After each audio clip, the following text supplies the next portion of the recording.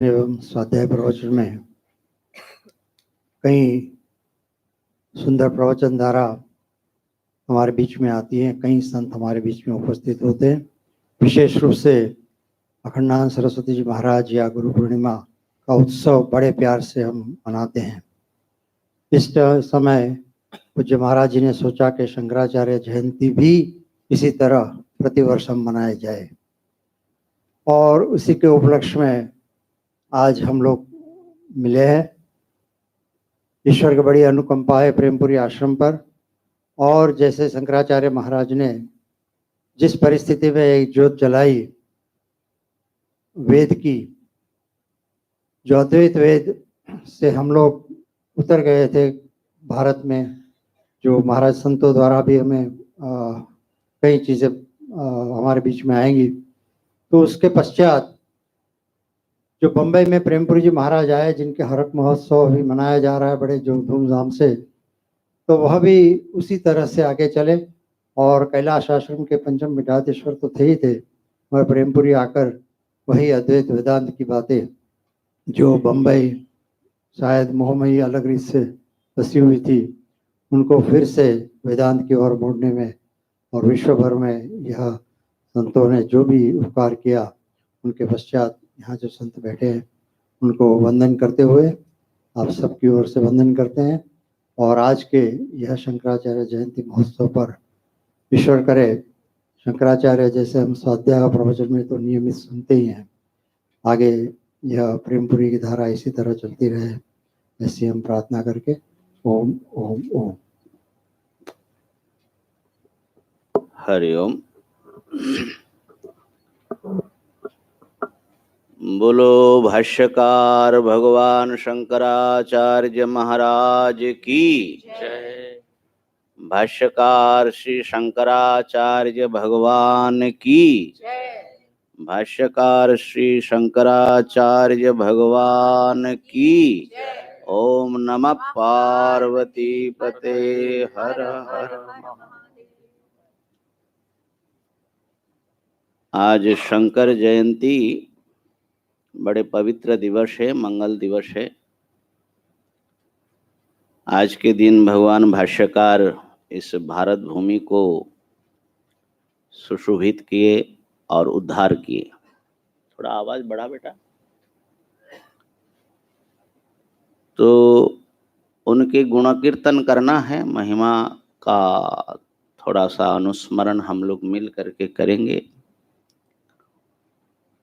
सबसे पहले हम समवेत रूप से श्री शंकर देशिकाष्टम का गायन करेंगे और हमारे लीड करेंगे पूज्य स्वामी श्री। इसका राग अलग अलग होता है, कोई भी राग अच्छा ठीक। एक माइक अवधेश जी को भी दे दो,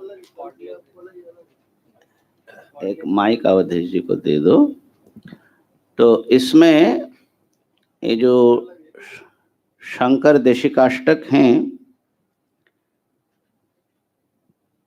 ये उनके साक्षात शिष्य श्री तोटकाचार्य जी के द्वारा विरचित हैं। और इसमें बहुत सुंदर एक प्यारी सी घटना है। तोटक बहुत पठित नहीं थे, लेकिन आचार्य की सेवा में लगे रहते थे। तो कई बार आचार्य के वस्त्र आदि प्रक्षालन करने में और घर बुहारने में उनको थोड़ा विलंब हो जाता था स्वाध्याय में आने के लिए। एक दिन आचार्य आकर के बैठे हैं स्वाध्याय के लिए। सामने बड़े बड़े दिक्पाल सब विद्वान बैठे हुए हैं। सुरेश्वराचार्य जी जो उस समय के भारत में सबसे श्रेष्ठ माने जाते थे, और पद्मपादाचार्य जी, बड़े बड़े राजा महाराज सब बैठे हुए हैं, बड़े बड़े विद्वान बैठे हुए हैं। आचार्य आकर के बैठे हैं लेकिन स्वाध्याय शुरू नहीं कर रहे। अब कुछ क्षण गुजर गया, किसी को कहने की हिम्मत नहीं पड़ रही कि शुरू करो, क्योंकि पहले के लोग बड़े शिष्ट होते थे। मनुस्मृति में है कि गुरु को आप कह नहीं सकते कि पढ़ाइए, गुरु जब बोले कि हाँ पढ़ो तब बैठे रहना है। तो लेकिन भैया एक क्षण दो क्षण बैठे हैं आचार्य जी बड़े शांति से, बड़ा अजीब लगता होगा। तो सब लोगों ने फुसफुस करके पद्मपादाचार्य जी के कान में कहा कि महाराज आज तो आचार्य जी चुपचाप बैठे हैं। तो उन्होंने नमस्कार करके प्रार्थना किया कि गुरुदेव सब हम लोग उपस्थित हैं, आप स्वाध्याय शुरू कर सकते हैं। उन्होंने कहा कि कहाँ गिरी को नहीं दिखाई, गिरी नहीं दिखाई पड़ती। उनका नाम पहले था गिरी, तोटकाचार्य जी का। अब सब बड़े हैरान हो गए, उनको तो कुछ आता जाता नहीं है। उनके लिए इतने सब लोग बड़े बड़े दिक्पाल सब बैठे हुए हैं और भगवान भाष्यकार का जो अमृतमय वाणी है, दर्शन के उस गहन राज्यों पे विचरण करना है उनको, तो उसके लिए उनको प्रतीक्षा अच्छा नहीं लग रहा है। कहा कि गुरुदेव शुरू करिए, गिरी को तो कुछ समझ में आता नहीं है। अच्छा, लेकिन बड़ी श्रद्धा से सुनता है, थोड़ी प्रतीक्षा किया जाए। तब तक गिरी वस्त्र आदि प्रक्षालन करके उसको फैला करके आकर के आचार्य के चरण में प्रणाम किया। तो आचार्य ने उनसे पूछा, गिरी ये तुम बड़ी श्रद्धा से सुनते हो और नियमित सुनते हो, कुछ समझ में आता है? गिरी ने हाथ जोड़ करके कहा, गुरुदेव आपकी कृपा से थोड़ा बहुत तो समझ में आता है। क्या समझते हो बोलो। आप आज तक उस व्यक्ति ने कभी कुछ बोला ही नहीं, और वो भी उस पर। लेकिन गुरु कृपा और भगवान शंकराचार्य जी की जो कृपा है उसकी परिणति देखिए। ये शंकर देशिकाष्टक स्पॉन्टेनियस ये प्रकट हुआ। सब लोग हैरान रह गए कि हम लोग गिरी को क्या समझते थे। पद्मपाद आदि सब ने क्षमा मांगा और कहा, गुरुदेव ये आपकी कृपा है, गिरी में इतनी योग्यता नहीं थी, लेकिन वो सेवा से गुरु को प्रसन्न किया। जैसे देवे पराभक्तिर यथा देवे तथा गुरु तस्यैते कथिता ह्यर्था प्रकाशन्ते महात्मनः। जिनमें गुरुदेव में और परमात्मा में अभिन्न भक्ति है, परम भक्ति है, उसके हृदय में ये चीज प्रकाशित होता है। तो इसमें आचार्य की महिमा उन्होंने प्रकट किया और आचार्य के शरण लेने की ही बार बार आवृत्ति की। भव शंकर देशिक में शरणम। तो ये अष्टक है, 8 श्लोक हैं और इसमें अपनी अकिंचनता और गुरु की महिमा बहुत अच्छे ढंग से व्यक्त हुआ और भाष्यकार को शिवावतार माना। वैसे उनके सभी शिष्य पद्मपाद, सुरेश्वर, सब आचार्य को शंकर का अवतार ही मानते हैं। आइए हम लोग एक साथ में इसको पाठ करते हैं। विदिताखिल शास्त्र सुधा जलधे महितोपनिषद कथितार्थ निधे हृदये कलये विमलं चरणं भव शंकर देशिक मे शरणं भव शंकर देशिक मे शरणं भव शंकर कर देशिक में शरणं करुणावरुणालय पालय मां भवसागर दुःख विदूर्न हृदम् शरणाखिल दर्शन तत्त्वविदं रचयाखिल दर्शन तत्त्वविदं भवशङ्कर देशिक मे शरणं भवशङ्कर देशिक मे शरणं भवशङ्कर देशिक मे शरणं भवता जनता सुहिता भविता निजबोध विचारण चारुमते कलयेश्वर जीव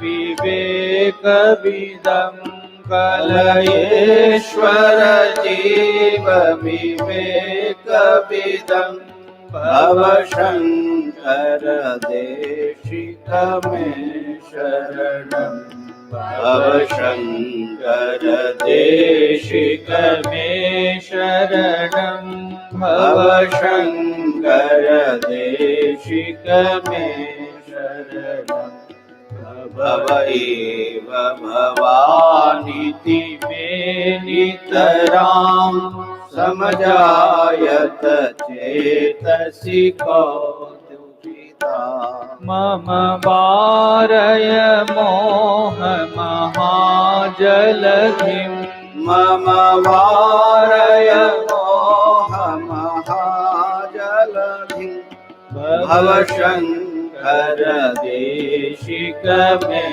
शरणं भवशङ्कर देशिक मे शरणं भवशङ्कर देशिक मे शरणं सुकृते विकृते बहुधा भवतो भविता समदर्शन लालसता अतिदीनमिमं परिपालय माम् अतिदीनमिमं परिपालय माम् भवशङ्कर देशिक मे शरणं भवशङ्कर देशिक मे शरणं भवशङ्कर देशिक मे शरणं भवशङ्कर देशिक मे शरणं जगतीमवितुं कलिता कृतयो विचरन्ति महामहसच्छलता महिमां सूरिवात्र विभासि गुरो महिमां सूरिवात्र विभासि गुरो भवशङ्कर देशिक मे शरणं भवशङ्कर देशिक मे शरणं भवशङ्कर देशिक मे शरणं गुरुपुङ्गव पुङ्गव केतनते समतामयता नहि कोऽपि सुधी शरणागत वत्सल तत्त्वनिधे शरणागत वत्सल तत्त्वनिधे भवशङ्कर देशिक मे शरणं भवशङ्कर देशिक मे शरणं भवशङ्कर देशिक मे शरणं विदितानमया विशदैककला न च किञ्चित् काञ्चनमस्तिगुरो द्रुतमेव निधेहि कृपां सहजां द्रुतमेव निधेहि कृपां सहजां भव शङ्कर देशिक मे शरणं भव शङ्कर देशिक मे शरणं भव शङ्कर देशिक मे शरणं भव शङ्कर देशिक मे शरणं भव शङ्कर देशिक मे शरणं भव शङ्कर देशिक मे शरणं भव शङ्कर देशिक मे शरणं भव शङ्कर देशिक मे शरणं भव शङ्कर देशिक मे शरणं भव शङ्कर देशिक मे शरणं भव शङ्कर देशिक मे शरणं। भाष्यकार भगवान श्री शंकराचार्य महाराज की जय। अब आचार्य के गुण कीर्तन करने के लिए मैं सबसे पहले ब्रह्मचारी अवधेश चैतन्य जी को निवेदन करूंगा। वाराणसी में ब्रह्म विद्या का अनुशीलन आप कर रहे हैं वर्षों से, शंकर भाष्यों का अनुशीलन कर रहे हैं। संक्षेप में 10 मिनट के भीतर आप आचार्य जी के प्रति अपने भाव प्रकट करें। माइक दे दो। हरि ओम।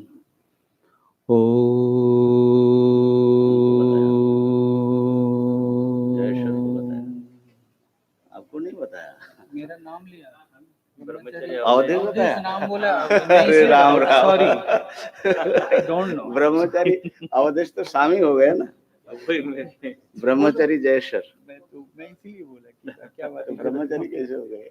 मैं हुई ब्रह्मचर्य के सॉरी। असल में आजकल मेरा नाम रूप का भेद जो है ना, भाष्यकार का चिंतन करने से गड़बड़ हो रहा है। एक ही मालूम पड़ता है सब।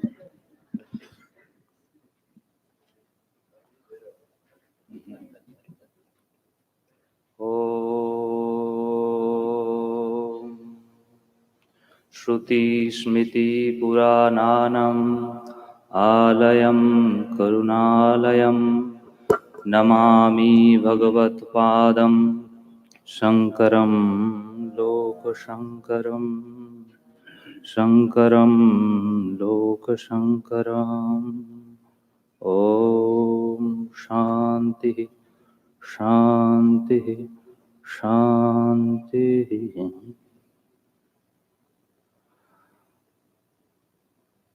जिन आचार्यों के जीवन एवं संपूर्ण दर्शन से ब्रह्म आकर्षणीय लगे, ऐसे महान आचार्य आदि जगत गुरु श्री शंकराचार्य जी के चरण में कोटिश नमन। मंचस्थ गुरु जी के चरण में कोटिश नमन। उपस्थित संत वृंद के चरणों में भी कोटिश नमन। यहाँ ब्रह्म स्वरूप आचार्य शंकराचार्य जी के संप्रदाय में दीक्षित होने से मैं अपने को गर्वान्वित महसूस करता हूँ। उनके संप्रदाय से जुड़ पाया हूँ और मेरे आदि गुरु है इस रूप में मैं जब समझता हूँ तो अपना अस्तित्व के प्रति बड़ा गर्व अनुभव करता हूँ। ऐसे उनके जीवन तो कम ही समय के लिए था, पर उनका जो दर्शन और जो दे के गए भारत के लिए वो अति महत्वपूर्ण विषय था। कोई भी आचार्य को हम लोग देखते हैं तो उनका कर्म, भक्ति, ज्ञान, इसमें से किसी एक या दो एस्पेक्ट को ही हम लोग देख पाते हैं, किंतु ये आचार्य जी ऐसे थे जिनका भक्ति, कर्म, ज्ञान, उनका करुणा, उनका बृहद दृष्टिकोण सब एक साथ में परिस्फुट होते हैं। उनका कर्म जीवन अगर हम लोग देखें तो संपूर्ण भारतवर्ष को उन्होंने एक सूत्र में गाथा। साधु समाज को 10 नाम के रूप में एक साथ में उन्होंने गाथा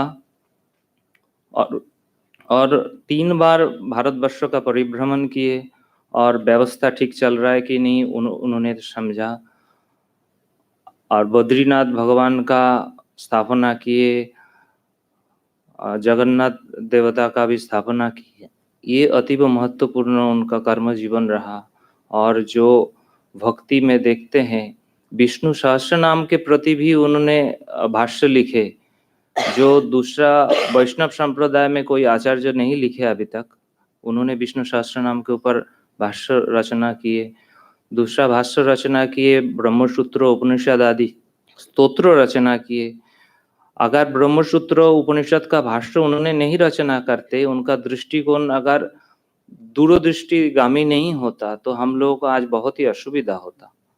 कारण समन्वय करना और सूत्र से या उपनिषद का मंत्र से अर्थ निकालना बहुत ही कठिन होता, पर उनका ये अवदान रहा, हम लोगों के ऊपर करुणा है। जे भाष्य रचना किया तब जाके कुछ हम लोगों को समझ में आता है भाष्य से, तो ये उनका अवदानी है। और ज्ञान के प्रति तो उन्होंने तो ज्ञानी थे ही है, तो संपूर्ण ज्ञान सबको दिए, मनुष्य समाज के लिए बहुत काम किए। सब मनुष्य मात्र में ब्रह्म ज्ञान का अधिकार है, उन्होंने प्रतिपादन किया। ब्रह्मसूत्र के अपशूद्राधिकरण में सब मनुष्य में उनका ब्रह्म ज्ञान में अधिकार है। जो 4 वेद का अधिकारी नहीं है, उनके लिए इतिहास और पुराण के माध्यम से भी ब्रह्म ज्ञान लाभ कर सकते, ये उन्होंने प्रतिपादन करके बताया। तो इससे मनुष्य जीवन में जन्म ग्रहण करने से ब्रह्म ज्ञान प्राप्त कर सकते, ये बड़ा उपकारी अवदान हम लोगों के लिए छोड़ के गए हैं।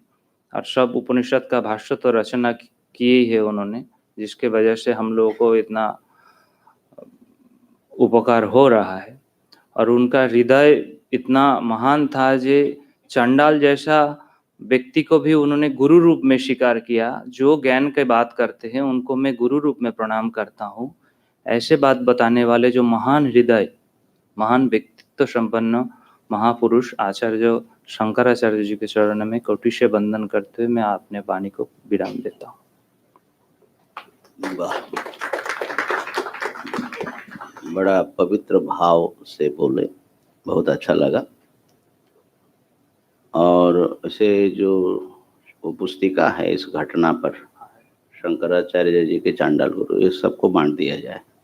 स्वामी जी को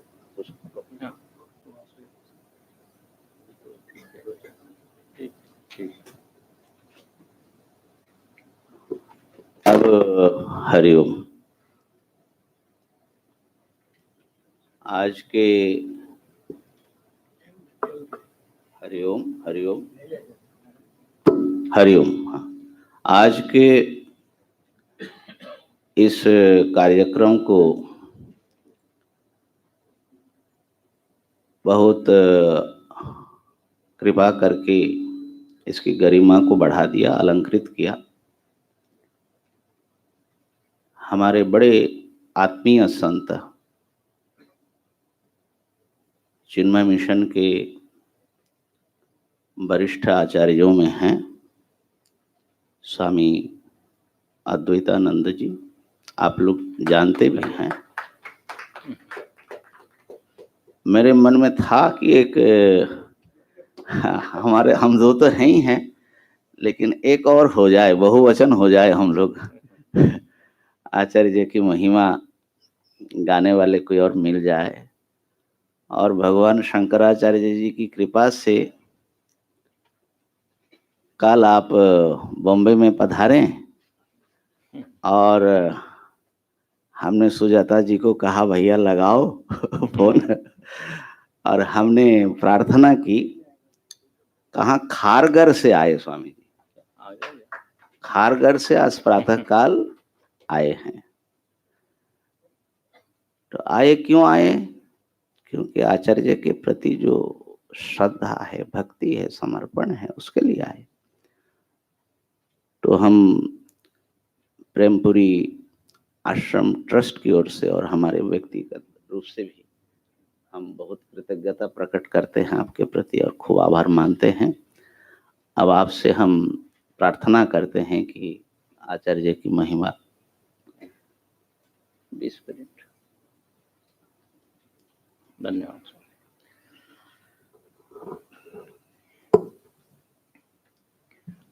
ओम श्री गणेशाय नमः। ओम श्री सरस्वत्यै नमः। ओम श्री गुरुभ्यो नमः। सदाशिवसमारम्भां शंकराचार्यमध्यमाम् अस्मदाचार्यपर्यन्तां वन्दे गुरुपरम्पराम्। बोलिए भाष्यकार भगवान श्री शंकराचार्य जी महाराज की। परमादरणीय महाराज जी, अवधेश जी और यहाँ उपस्थित सभी साधक जन, महाराज जी का प्रेम और आग्रह मुझको यहाँ खींच के लाया और मैं अपने आप को बड़ा धन्य अनुभव कर रहा हूँ कि ऐसे शुभ दिवस पर यहाँ पर पधारना हुआ। वैसे तो मैं महाराज जी का प्रवचन सुनने के लिए आया हूँ। भारत भूमि को यदि हम देखें, किसी ने कहा कि भारत कृषि प्रधान देश है। एक महात्मा बैठे थे, उन्होंने कहा इसमें थोड़ा आप सुधार कीजिए, कृषि प्रधान नहीं है, ऋषि प्रधान है। कृषि में से क को निकाल दीजिए। तो भारत भूमि देवभूमि है और समय समय पर एक से एक महान ऋषि मुनि साधु संत आचार्य महात्मा इनका अवतरण होता रहा है और उसी एक कड़ी में हमारे भाष्यकार हैं। गुरु परंपरा भगवान शंकर से प्रारंभ हुई। तुम त्रिभुवन गुरु वेद बखाना। भगवान शंकर के ही स्वरूप शंकराचार्य जी हैं। शंकराचार्य जी ने, सब लोग जानते हैं, 4 मठों की स्थापना की। उनके बारे में जितना भी कहा जाए वो कम ही है। वैसे तो उनको अवतार कहा गया, लेकिन यदि कोई अवतारवाद में विश्वास न करता हो तो ये तो मानना ही पड़ेगा कि वो अति मानव थे, क्योंकि जो कार्य उन्होंने संपन्न किया 32 वर्ष की आयु में, वो एक साधारण मानव के बस की बात दिखती नहीं। और ये कहा गया है कि देखिए हम कितना जीते हैं ये महत्वपूर्ण नहीं है, लेकिन कैसा जीते हैं। पुष्प की आयु कितनी कम होती है, लेकिन कुछ ही क्षणों में अपनी सुगंध वो पूरे वातावरण में प्रसरित कर देती है। अगरबत्ती कितनी आयु है? तो आयु का महत्व नहीं है, लेकिन उसमें हमने क्या किया। 32 वर्ष की आयु में इतना कुछ दे के गए हैं कि जीवन भर करते रहे हम, तो भी शायद उसकी गहराई हम नाप न सके। भाष्यकार का अवतरण हुआ। जन्म कहने के बजाय हम यदि ये कहें अवतरण तो ज्यादा ठीक होगा। प्राकट्य जिसे कहा गया, क्योंकि वो तो भगवान ही है, तो भगवान का तो जन्म नहीं होता। अजोपि सन न हुए आत्मा भूतानाम ईश्वरोपि सन। प्रकृतिम स्वाम अवष्टेभ्य। तो अवतार हुआ, अवतार हुआ मतलब प्रकट हुए, व्यक्त हुए। स्वरूप की दृष्टि से देखा जाए तो अजन्मा ही है, लेकिन औपाधिक दृष्टि से, व्यावहारिक दृष्टि से तो हम कहेंगे जन्म हुआ और हम जयंती मना रहे हैं। एक बार पूज्य गुरुदेव का जन्मदिन मनाया जा रहा था, अंग्रेजी में बोलते थे महाराज जी, तो उन्होंने कहा you are celebrating birthday of unborn, अजन्म का जन्म दिवस मना रहे हैं। तो स्वरूपतः तो ठीक है, लेकिन हम जैसे अज्ञानियों के लिए हम तो व्यावहारिक दृष्टि से देखते हैं। यह जयंती एक स्मारक है, कृतज्ञता व्यक्त करने के लिए एक दिवस है। भगवान भाष्यकार का हम पर कितना उपकार है इसका वर्णन तो हो नहीं सकता। जैसे अभी ब्रह्मचारी जी ने भी कहा, यदि भाष्य नहीं होते तो शब्दों के अर्थ खुलते नहीं, मंत्रों के अर्थ खुलते नहीं। शास्त्र देखिए स्वतः मौन है, प्रमाण है वो, लेकिन मौन है। जब तक सद्गुरु न मिले वो शास्त्र खुलते नहीं। संस्कृत जानते हुए भी, जानने पर भी अर्थ का बोध नहीं होता। आचार्यवान पुरुष वेद, जब तक कोई आचार्य श्रोत्रिय ब्रह्मनिष्ठ सद्गुरु न मिले। व्याकरण तो अनेक लोगों को मालूम है, संस्कृत व्याकरण, तो शब्द का शाब्दिक अर्थ तो बताया जा सकता है, लेकिन जो उसका गूढ़ार्थ है, लक्ष्यार्थ है, उसके लिए तो कोई सद्गुरु चाहिए। यदि भाष्य न होते तो मालूम नहीं हमको कैसे समझ में आते हो सारे उपनिषद, ब्रह्मसूत्र, भगवत गीता। तो बड़ी कृपा है। शास्त्र सद्गुरु के बिना मौन है और सद्गुरु बिना शास्त्र के मानव है, साधारण मनुष्य है। तो दोनों का संयोग होना चाहिए तब हमको ज्ञान होता है। गुरु शंकराचार्य जी महाराज गुरु रूप है। भगवान शंकर के जितने भी अवतार हुए हैं वो गुरु रूप ही है। दक्षिणामूर्ति भी हम देखते हैं, गुरु रूप है। गुरु मतलब गृह्णाति उपदिशति इति गुरु, या गिरति निगरति इति गुरु, जो निगल जाए। गुरु शब्द की बहुत सारी व्याख्या है। गुरु एक माध्यम है शास्त्र और हमारे बीच में। एक बार किसी ने पूछा एक महात्मा जी से कि सद्गुरु की क्या आवश्यकता। शास्त्र हम पढ़ लेंगे, पुस्तक से ही ज्ञान हो जाएगा। तो उन्होंने बड़ी अच्छी बात कही, बोले पुस्तक उस तक नहीं ले जा सकती आपको पुस्तक उस तक नहीं ले जा सकती, उस परमात्मा तक। उसके लिए एक माध्यम चाहिए।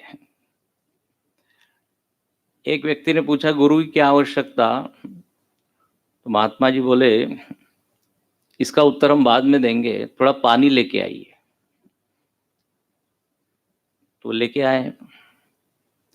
पानी किस में लाए? किसी गिलास में। तो महात्मा जी ने कहा हमने तो आपको कहा था पानी लाने के लिए, गिलास क्यों लाए? जैसे गिलास के बिना पानी लाया नहीं जा सकता, ऐसे ही सद्गुरु के बिना जो छिपा हुआ ज्ञान है वो हम तक पहुंच नहीं सकता।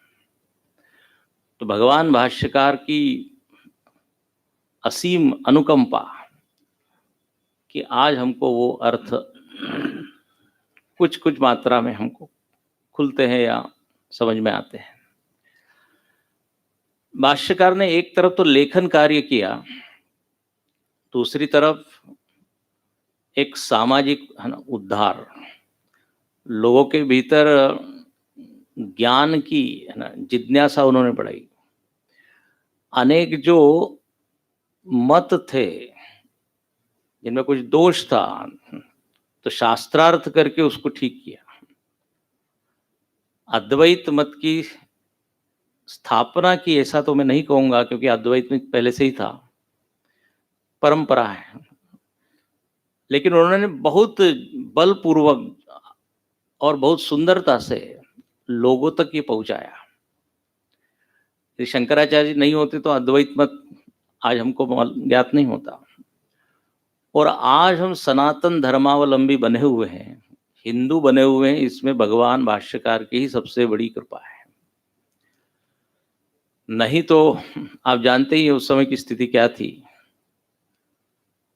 अन्य मतावलंबी उनका वर्चस्व और आदि करके खंडन करके मंडन किया, धर्म ध्वजा को फहराया। भगवान भाष्यकार का दर्शन आप देखें तो सब जानते हैं अद्वैत दर्शन है। और कई लोग कहते हैं कि भाष्यकार प्रच्छन्न बौद्ध थे, ऐसा एक मत है, लेकिन यह गलत है। कारिका में भी आया है नैतद बुद्धेन भाषितम, बल्कि ऐसा देखा गया कि बौद्ध दर्शन में वेदांत की छाप है। अनेक ऐसे शब्द आपको मिलेंगे जो वेदांत दर्शन के हैं। तो अद्वैतवाद का विस्तार प्रसार किया। किन्हीं लोगों ने कहा कि भगवान शंकराचार्य जी मायावादी है। भाई मायावादी कैसे होंगे? जो माया का मंडन करे, माया को स्थापित करे, वो मायावादी। उन्होंने माया की स्थापना तो नहीं की, बल्कि माया का खंडन ही किया। तो ब्रह्मवादी है, अद्वैतवादी। इसलिए ये कहना भी उचित नहीं है।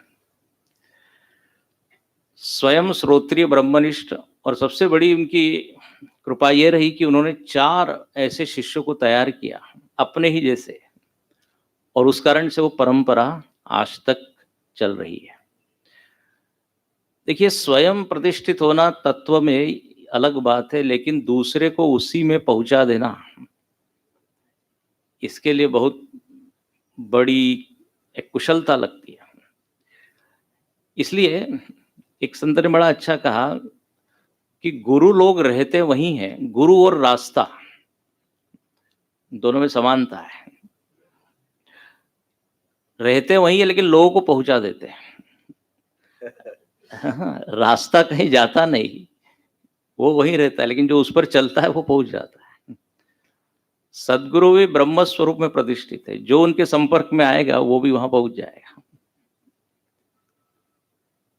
तो ऐसी गुरु की कृपा, उनकी महिमा है। भगवान भाष्यकार ने अनेक प्रकरण ग्रंथ लिखे। भाष्य तो ठीक है ही, लेकिन जो प्रारंभिक साधक है उनके भीतर जिज्ञासा और बढ़े, साधन चतुष्टय संपन्न हम कैसे बने, तत्व का उन्होंने प्रारंभिक परिचय कराया। तो प्रकरण ग्रंथ, इसके अलावा अद्वैत में प्रतिष्ठित होने पर भी जो भक्ति के उन्होंने स्तोत्र और भक्ति की जो रचना है वो अद्भुत है। भज गोविंदम जैसा एक साधारण दिखने वाला स्तोत्र भी काफी गहरा है। उन्होंने एक श्लोक में भी लिख दिया और उपदेश शास्त्र भी लिख दिया। यह अद्भुत सामर्थ्य है। मतलब सामने वाला अधिकारी कैसा है उसके अनुसार।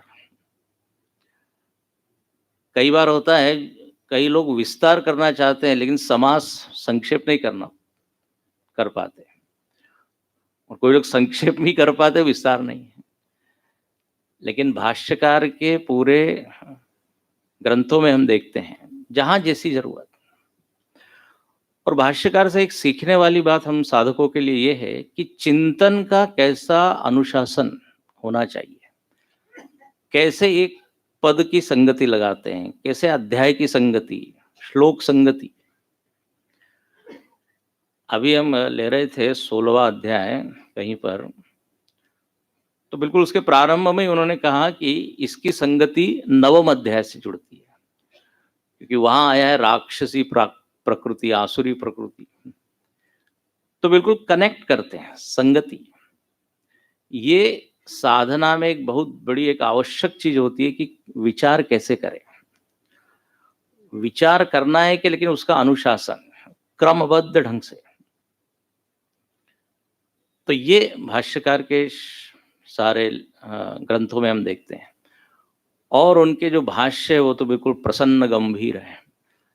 जैसे गोस्वामी तुलसीदास जी ने मानस के बारे में लिखा कि एक जैसे नदी बहती है सहज, ऐसे ही भगवान भाष्यकार की लेखनी है। भाष्यों में भाषा इतनी सरल लेकिन गहन, दोनों चीजें। भाष्य को पढ़ते पढ़ते संस्कृत भाषा से प्रेम हो जाता है। नहीं तो ऐसा कहा गया है अति क्लिष्टा, है ना, संस्कृत के बारे में ये है। लेकिन भाष्यकार की जब हम संस्कृत पढ़ेंगे तो बड़ा मीठी वाणी। तो ऐसे भाष्यकार के बारे में जितना कहे कम है। हम आज उनके इस प्राकट्य दिवस पर कहिए या अवतरण दिवस पर कोटि कोटि नमन करते हैं और यही कामना करते हैं कि उनके आशीर्वाद हम पर रहे और इस साधना के पथ पे हम आगे बढ़ते चलें। ओम नमो नारायण। हरि ओम।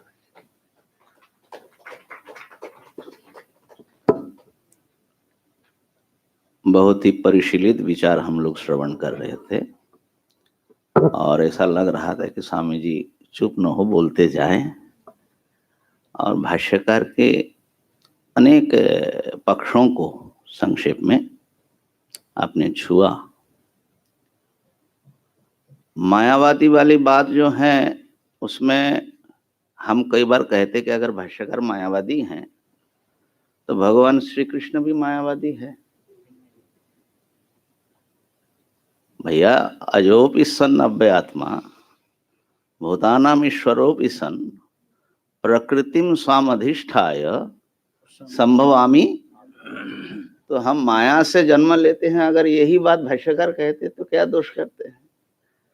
दैवी हेषा गुणमयी मम माया दुरत्य। तो हमारे तो वेद से लेकर के गीता जी से लेकर के सब लोग मायावादी हैं। तो हम उनके पीछे भाष्यकार भी चल रहे हैं और हम भी चल रहे हैं। इसलिए मायावादी कोई गाली नहीं है। और जो गाली समझते हैं उनका जरा दिमाग ठीक करना पड़ेगा। जो अच्छा, और जन्म शब्द सामान्य अर्थ में प्रयोग हो जाता है। भगवान श्री कृष्ण कहते हैं जन्म कर्म चमे दिव्यम अजायमानो बहुधा विजायते। तो हाँ, इतना जरूर है। व्यवहार में जन्म, दिव्य जन्म कह लीजिए, माइक जन्म कह लीजिए, लेकिन ज्यादा सामान्य जनों के लिए अच्छा शब्द है प्राकट्य दिवस या अवतरण दिवस। बहुत सुंदर विचार रखा आपने। भाष्यकार के प्रति खूब प्रणाम। अब मैं हमारे परम आदरणीय स्वामी श्री अवधेश चैतन्य जी महाराज, जो आपको केनोपनिषद के शांकर भाष्य का, केनोपनिषद की अपनी एक क्यों कहे कि अध्यताओं में थोड़ा खौफ है और खास करके उसकी भाष्य का, तो उसकी गहराई में बहुत अच्छे ढंग से ले जा रहे हैं और भाष्यकार के लिए जीवन समर्पित हैं आप जैसे महापुरुषों का। तो हम आपसे प्रार्थना करेंगे कि आचार्य जी के प्रति आप भी अपने श्रद्धा भक्ति को वांग्मय रूप में प्रकट करें। हरिओम।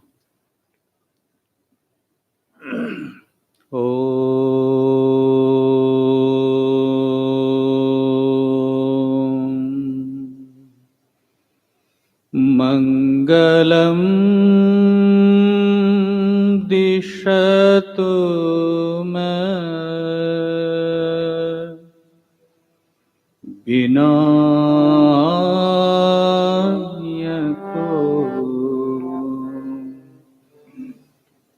मंगलम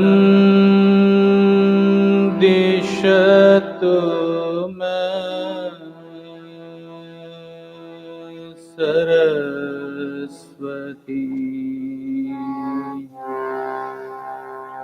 मंगलम दिशतु मे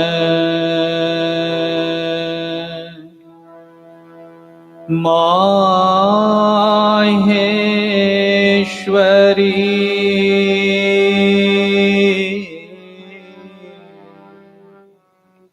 मंगलम दिशतु मे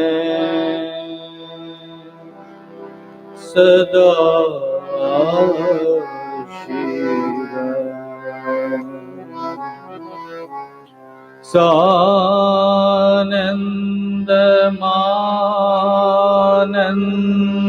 सानन्दमानन्दवने वसन्तम् आनन्दकन्दम्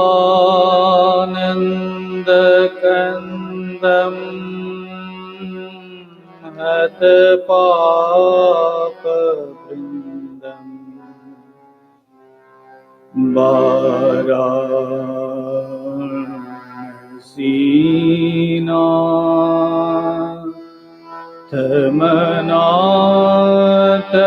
वाराणसीनाथमनाथनाथम् श्रीविश्वनाथं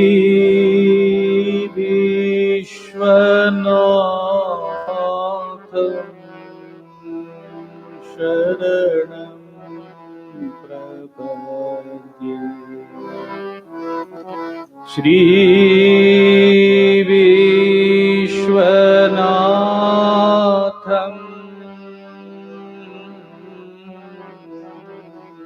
शरणं प्रपद्ये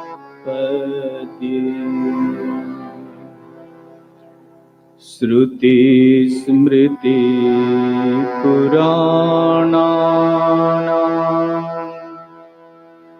आलयं करुणालयं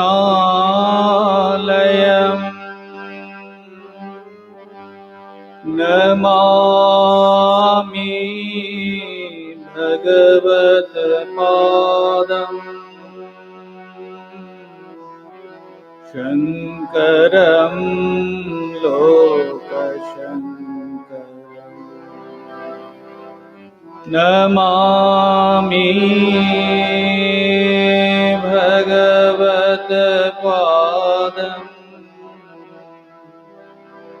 शङ्करं लोकशङ्करम्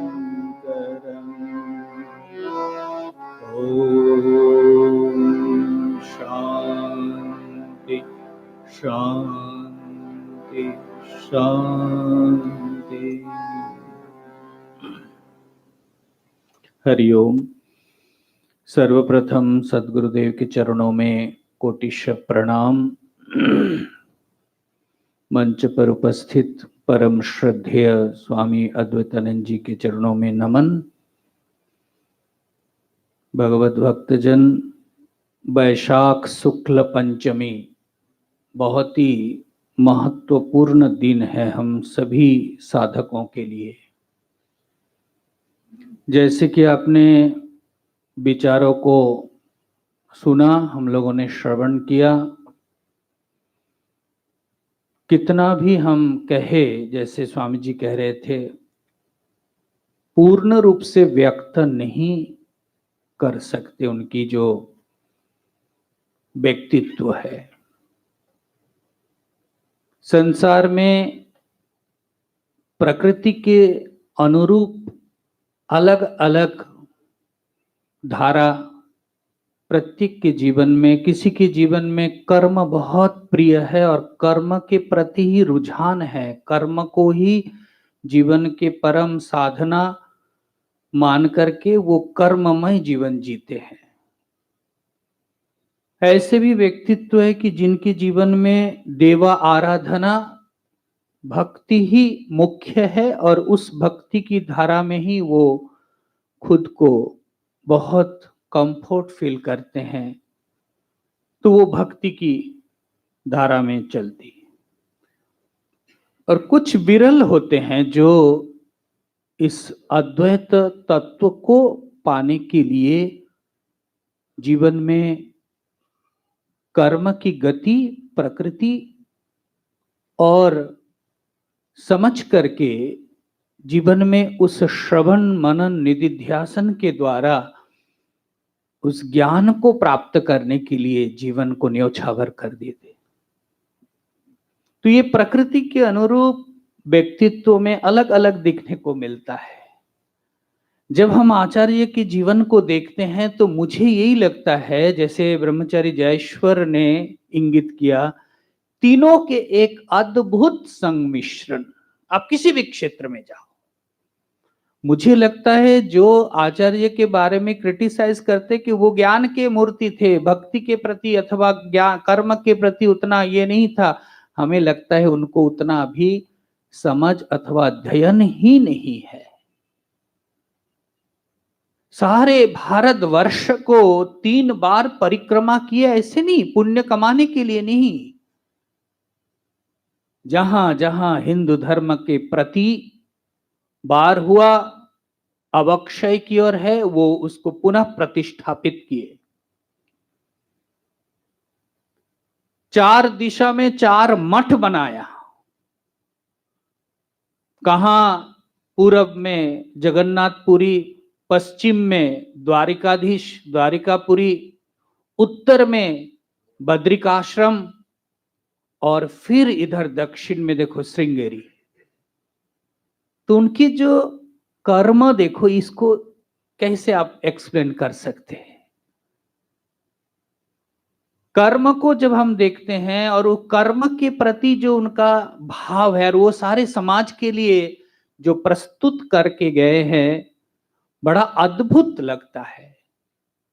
तो कर्म को देखते हैं, सारे विश्व में, सारे भारतवर्ष को कैसे उन्होंने संग्रहित किया, और वो भी कितने प्रेम से। ऐसे नहीं कि तलवार के बल पर लड़ाई करके ना, समझा करके, उसके तत्व को समझा करके, तुम कौन हो, कर्म के द्वारा भी तुम उस तत्व तक पहुंच सकते हो। फिर जहां भी गए देखिए, देवस्थानों का पुनः निर्माण, बद्रिकाश्रम का उद्धरण हमको मिलता ही है सब जगह पर। और केवल उतना ही नहीं, जब हम उनके भक्तिमय जगत को देखते हैं, मुझे तो बहुत स्पर्श करता है। तब लगता है कि एक ज्ञानी महापुरुष इतना पिघल सकता है। वो तो बड़ा कठोर सा लगता है, ऐसे ही सामान्य हम जनों के लिए भाव है। लेकिन एक ज्ञानी महापुरुष जो ज्ञान के प्रति दृढ़ निश्चय है, उन्होंने ज्ञान को आत्मसात किया, आत्मा अहम ब्रह्म रूप से जिन्होंने प्रतिपन्न किए, निश्चय किया, वो जब किसी ईश्वर के पास पहुंचते हैं अथवा ईश्वर के भावों को व्यक्त करना चाहते हैं, और वो किस लेवल पे जाकर के, वो ऐसे नहीं कि वो ब्रह्म विद्या को प्राप्त कर लिया और वो माँ की स्तुति गा रही है ना। वो हम सब मानव के लिए जो मुख्य वेदना है, जो चाह है, जो प्रार्थना, वही उस पद के साथ, उस शब्द के साथ वो व्यक्त करते हैं। उनके प्रत्येक स्तोत्र को देखे, भाव को देखे और समर्पण को देखे, तब लगता है कि सचमुच आचार्य ने ये स्तुति निर्माण किया, स्तुति गाई। जहां जमुना तट पर पहुंचे तो मां जमुना के, नर्मदा तट पर पहुंचे तो नर्मदा जी के, गंगा तट पर पहुंचे तो गंगा जी के। उनके पास कौन सा भेद था भाई? हम तो जमुना जी जाते हैं तो जमुना दास, गंगा जी जाते तो गंगा दास बन जाते, परंतु वो महापुरुष जिन्होंने भारतवर्ष को एक किया, वो अद्वैत में प्रतिष्ठित हुए बिना कोई भी नहीं कर सकते। वो उनके जीवन दर्शन से हमको प्राप्त होता है। इसलिए उनके समर्पण प्रत्येक स्तुति में, उनकी करुणा और उनके प्रत्येक भावों को देखने लायक है। जब वो गंगा तट पर पहुंचते हैं, गंगा जी की स्तुति गाते हैं, हरिपाद पद्म तरंगिनी विमले, हिम विधु मुक्तांगने मुक्ता धवल तरंगे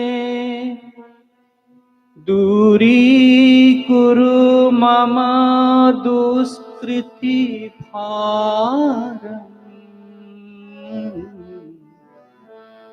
कुरु कृपया भव सागर पारम।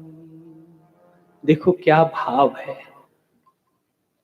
कि आपके प्रत्येक तरंग पर वो मुक्ता की तरह धवल है। हे मां गंगे, आप तो हरि पाद पद्म, हरि के पाद पद्म से आप निकली हुई है, फिर तो आप हमारे जीवन के लिए क्या कर सकते हैं।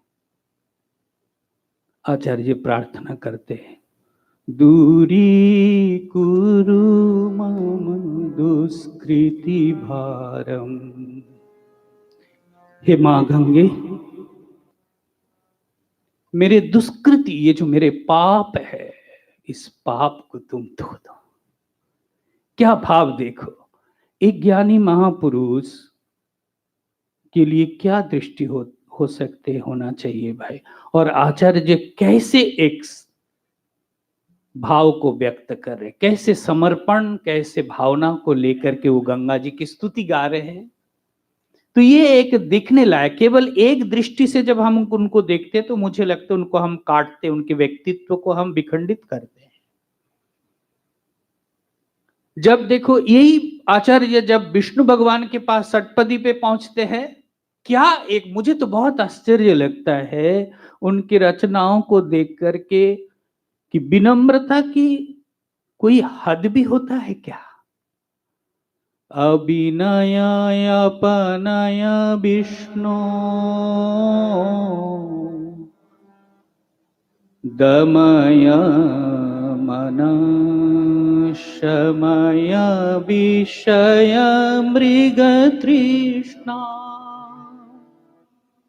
शब्दावली को देखिए, अभिनयमपनय विष्णु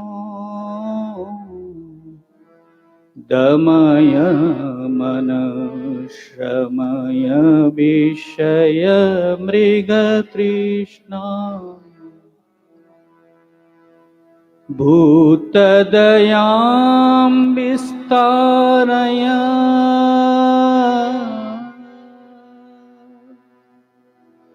भूतदयां विस्तारय तारय संसागरत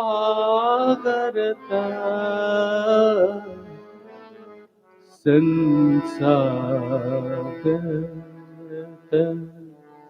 हे सागरत, हे विष्णु, अविनयम अपनया, हमारे अंदर जो अविनम्रता है उसको तुम अपनोदन कर दो।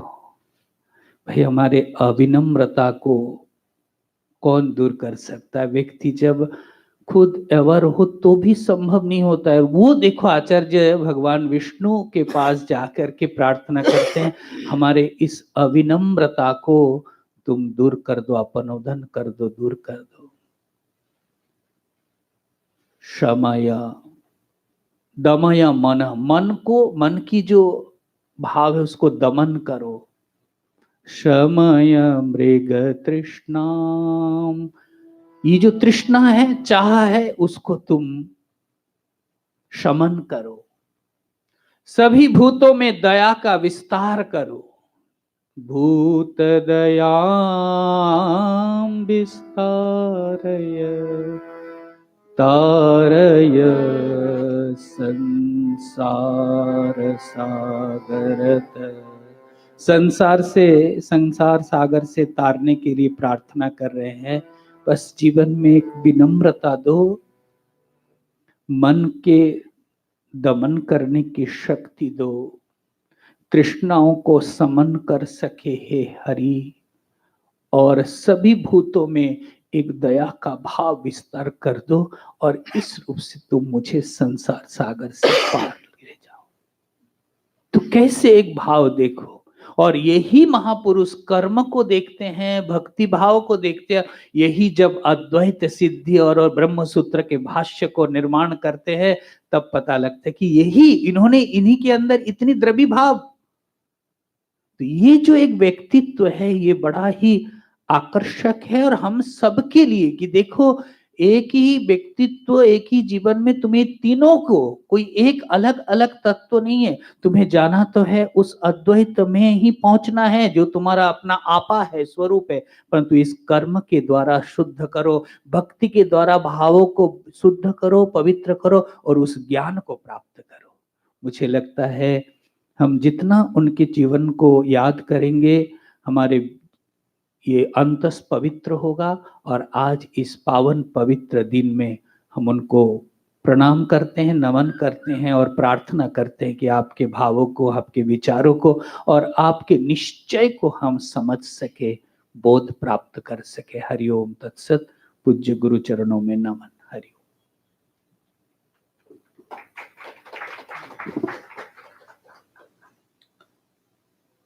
भावनाओं से आर्द्र वाणी को आचार्य जी के चरणों में हमारे अवधेश जी ने अर्पण किया और उनके भक्ति की जो द्रवितता है उसका आस्वादन कराया।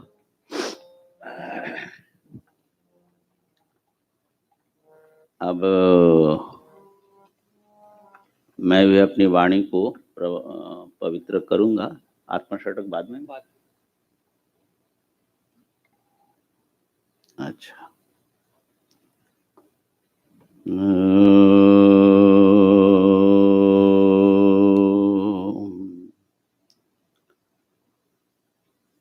भद्रं नो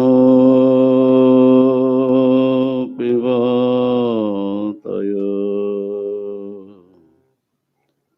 मनः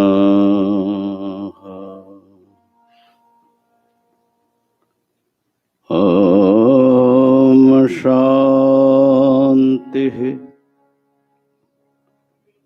शान्तिः शान्तिः।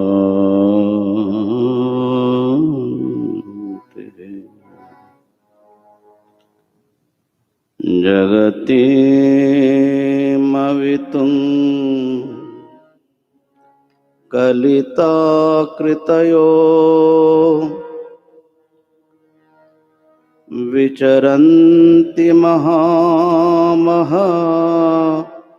सच्छलतः अहिमांशुरिवात्र विभासि गुरो भवशंकर देशिक मैं शरणं।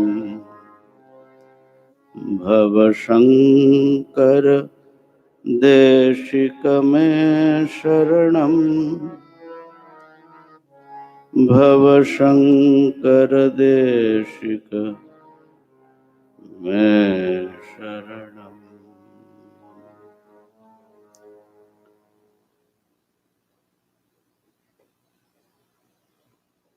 तो टकाचार्य जी कहते हैं कि ब्रह्म छल से शंकर रूप लेकर के इस पृथ्वी के उद्धार के लिए आकृति ग्रहण किया। छल से माने माया से। आपको लग रहा है कि कोई अलग व्यक्ति है, लेकिन वो साक्षात महामहसः जो परम ज्योति हैं, उस अद्वैत चिन्मय ज्योति ही शंकर रूप में विचरण कर रहे हैं। एक पृथक सत्ता के रूप में भास रहे हैं और सूर्य के समान अपने ज्ञान की किरणों से सारे जगत के अज्ञान अंधकार को दूर कर रहे हैं। ऐसे शंकर हमारे शरण हो, हमारा आश्रय बने। भगवान शंकराचार्य जी के जीवन और दर्शन दोनों ही मननीय है, आस्वादनीय है। उनका जीवन की अवधि 32 साल की मानी जाती है। उसमें दो विभाग कर सकते, पूर्वार्ध और उत्तरार्ध। 16-16 साल का। अंतिम जो अर्ध हैं वो पूरे प्रचार में गए। जैसे आपने सुना कि 3 बार भारत भूमि को अपने छोटे से पैरों से नापा। छोटे से पैर से इसलिए कह रहे हैं कि केरल से जब घर छोड़े थे ना, 8 साल की उम्र थी, कैसा चरण रहा होगा। तो और वहां से ओंकारेश्वर आना गुरु की खोज में, तो हमको वो याद आता है, तो छोटे चरण हमको लगते हैं। लेकिन वो छोटे चरण इतना विस्तार है कि पूरे भारत भूमि को 3 बार नाप लिया।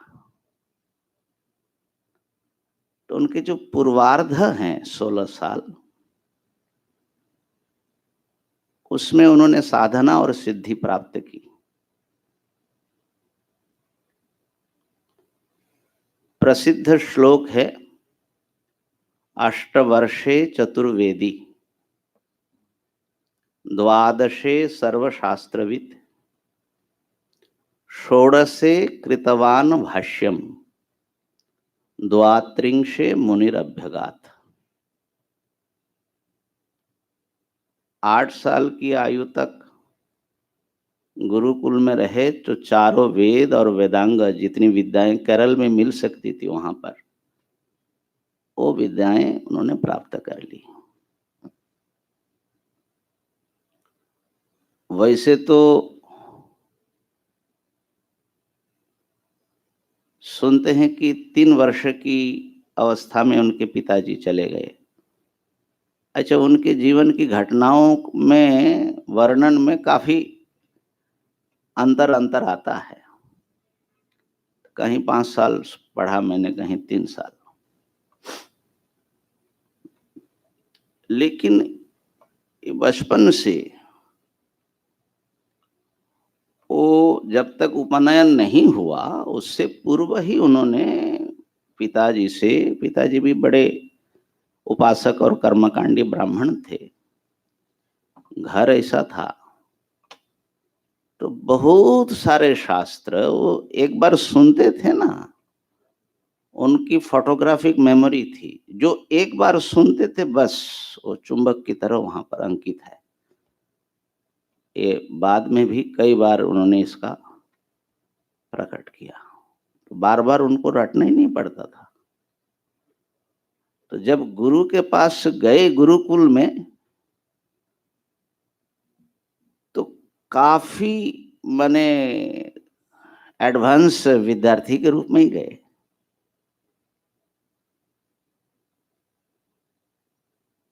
तो उनके जो 8 साल में ही 4 वेद और वेदांग, जो उस जमाने की, वो कोई आश्चर्य की बात नहीं है उनके लिए।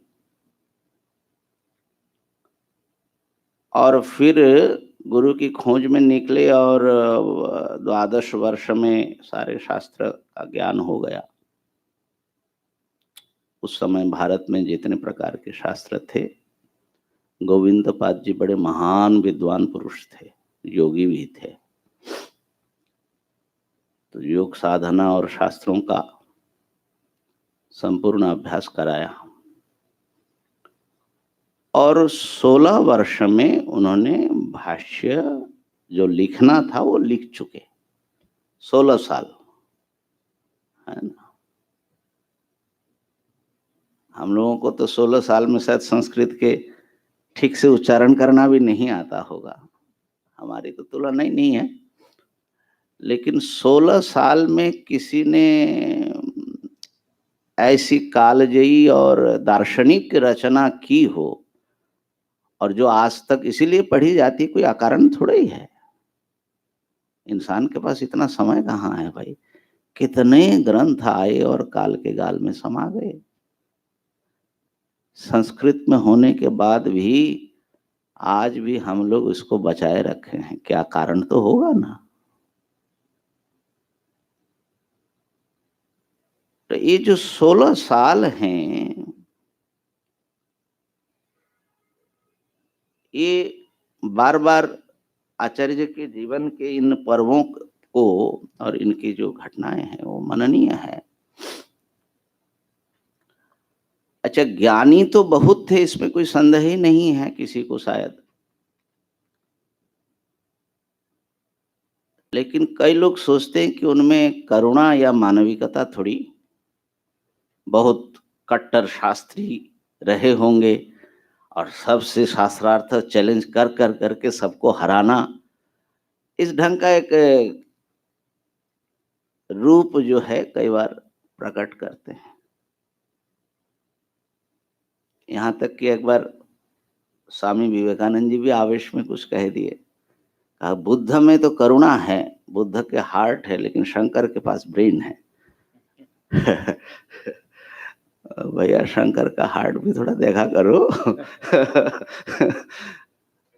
तो उनके हार्ट में देखने का प्रयत्न कर रहा हूं। मैं सोचता हूं कि 3 साल में जो बालक पिता के जो गाइडेंस है और संग है उससे वंचित हुआ, वैराग्य इतना उनको आया कहां से 8 साल में, एक समझने का प्रयास करता हूं। ऐसे तो यही मालूम पड़ता है कि किसी मिशन में ही आए हुए थे, जैसे स्वामी जी संकेत कर रहे थे कि उनके काम को ही खाली देखा जाए तो कोई सामान्य व्यक्ति तो कर नहीं सकता।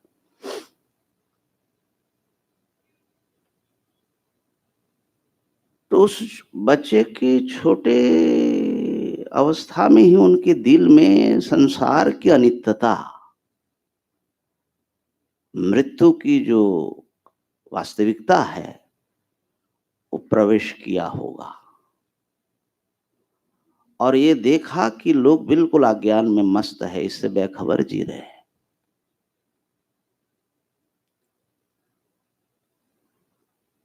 मां से तो उनका कितना प्रेम था देखो,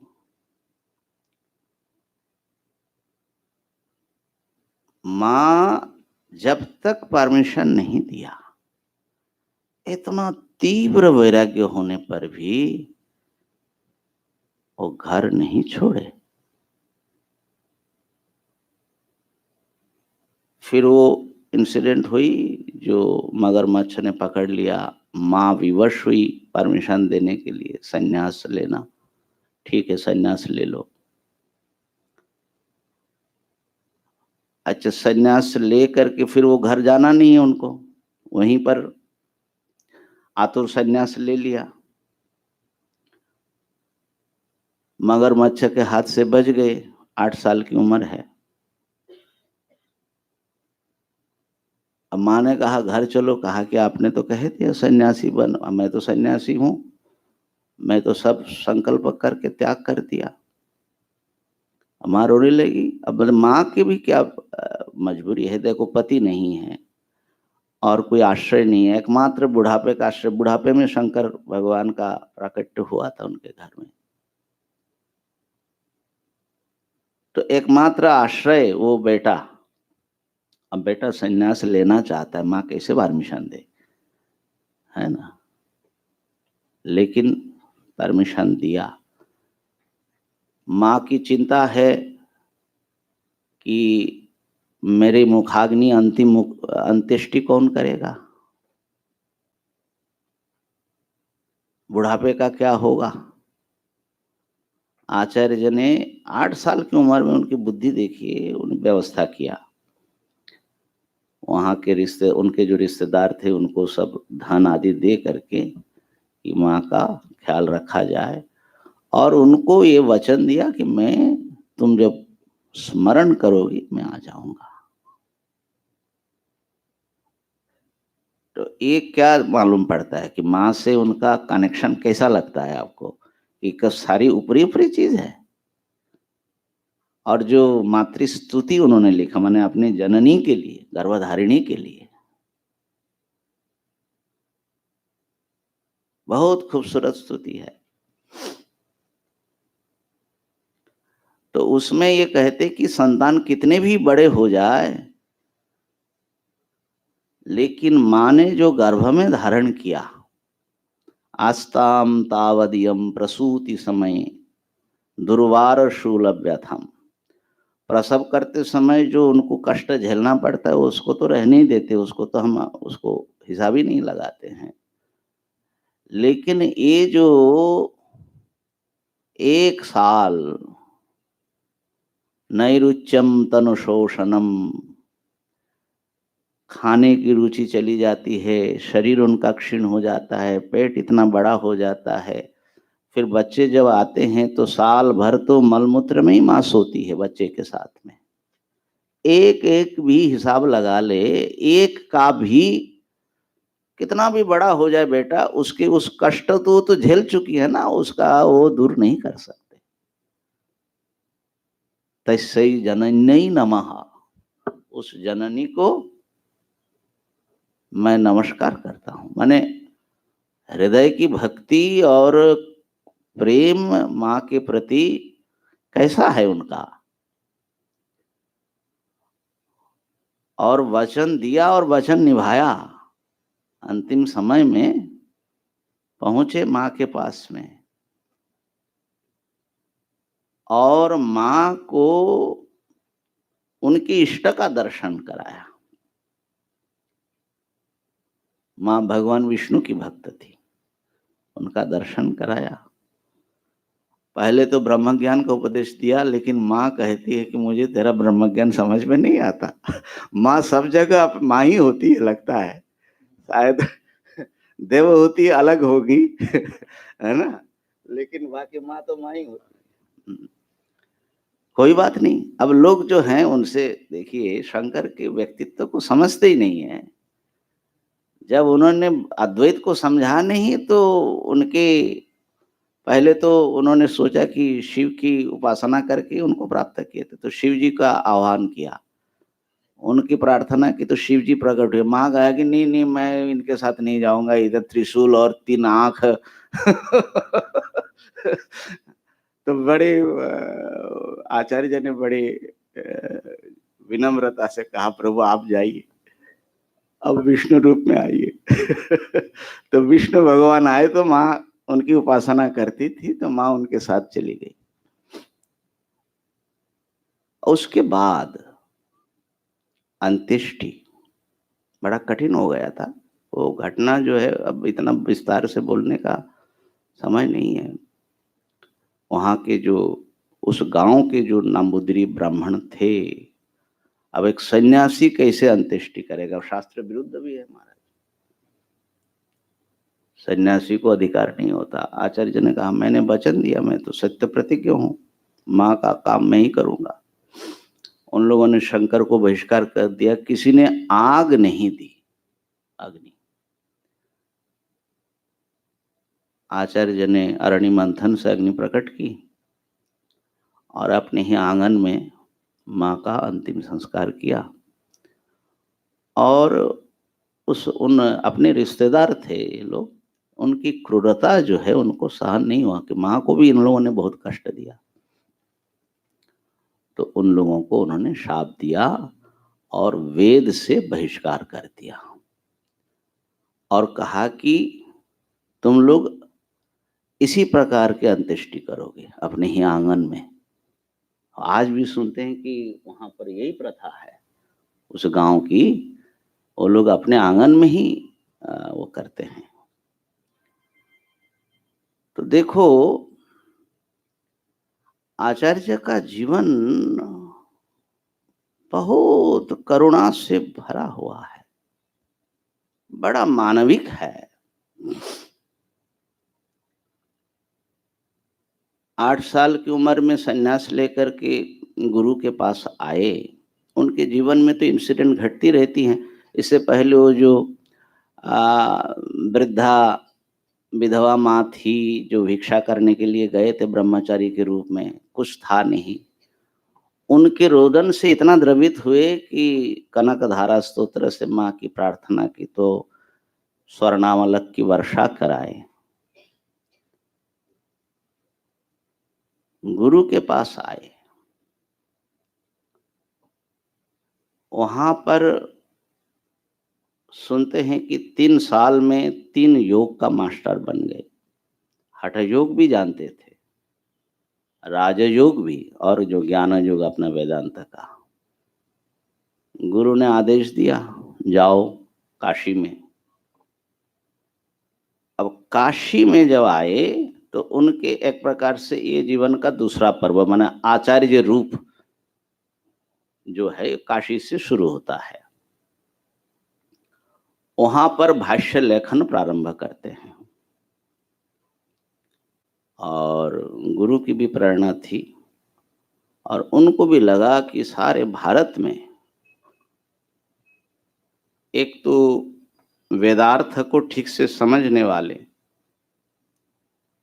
कम रहे और इसका खंडन बहुत किया बौद्धों ने। तो पूरे भारत को और लोग नाना मत मतांतर, जिसमें वैदिक अवैदिक सब प्रकार के, वैदिक मत भी केवल कर्मकांड में ही सीमित समझते थे। जो कर्मकांडी लोग थे, आचार्य का तो मुख्य शास्त्रार्थ असल में वैदिकों से हुआ, जो कर्म कांडों को ही सर्वोच्च वेद का एकमात्र अर्थ मानते थे और उपनिषद आदि जो हैं ये अर्थवाद माना जाता था। शंकर के अवदान कितनी गहरी हैं वो प्रायः हम लोग उसका आकलन नहीं कर पाते। मैं समझता हूं कि एक रिचुअलिस्टिक सोसाइटी थी उस समय, यज्ञ याग और जादू टोना तो क्या कहना है, भरी गया था। तंत्र मंत्र का बहुत ज्यादा प्राबल्य था। तो एक रिचुअलिस्टिक सोसाइटी, बौद्ध दर्शन यद्यपि रिचुअल्स को खंडन करता था, लेकिन बाद में भगवान बुद्ध की पूजा और उनकी अपने कर्मकांड बहुत हो गया महाराज है ना, हमारा गलत है तुम्हारा ठीक है, यह स्थिति थी। तो अब विकृतियां बहुत थी। तो उस रिचुअलिस्टिक सोसाइटी को ये वेदांत के आदर्श, स्पिरिचुअल जो एक समाज बनाना, मैं समझता हूं कि भगवान शंकराचार्य जी का मुख्य इस समय हम उनका देन समझ सकते हैं। अच्छा,